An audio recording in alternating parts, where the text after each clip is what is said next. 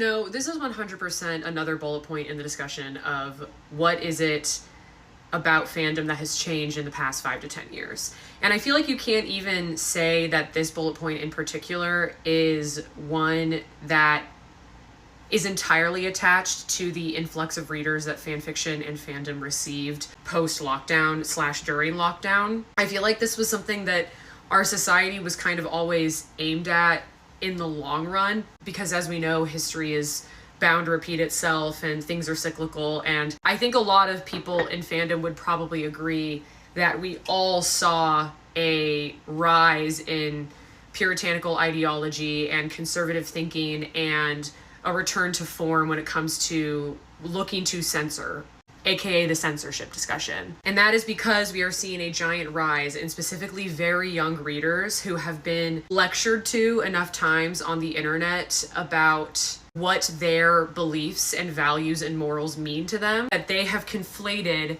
fiction with reality. So they believe that whatever they intake fictionally fully represents who they are as a person and what they fully believe. Because constantly, especially in fandom circles and especially over on Twitter, I have seen the argument so many times of people saying, actually, there have been studies and psychologists have said that it is impossible to entirely separate fiction from reality, blah, blah, blah, yada, yada, yada. First of all, none of them ever supply a source. And then second of all, that is not true. And I'm not going to sit here and also say, well, here are my sources, blah, blah, blah. I really will just unfortunately have to say I'm speaking from personal experience here. But to, in so many ways, infantilize, delegitimize, and diminish the intelligence of all people by claiming no one ever has the capacity to be able to separate fiction from reality is insane.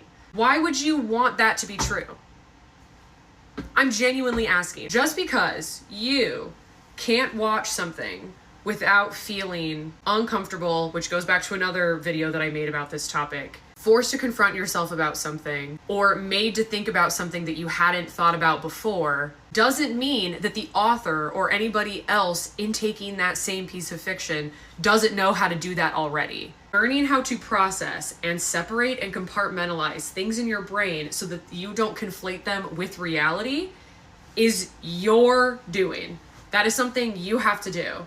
It is a skill you have to learn. So by you going on the internet and saying, oh, you actually can't separate fiction from reality, you're telling on yourself there, bud.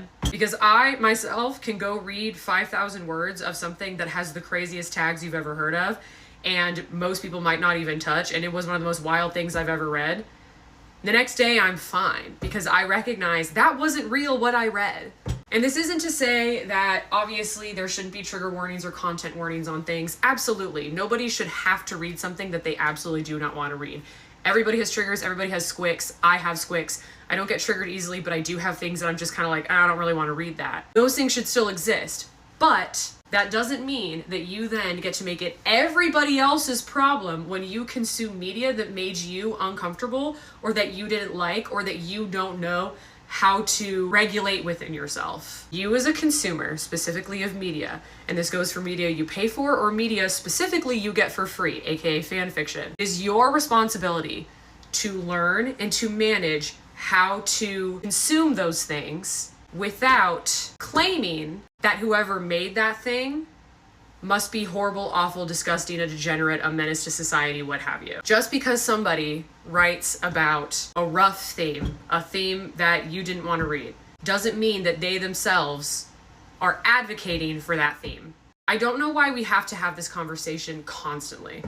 And I don't know how else to put this to you other than, once again, it's a skill.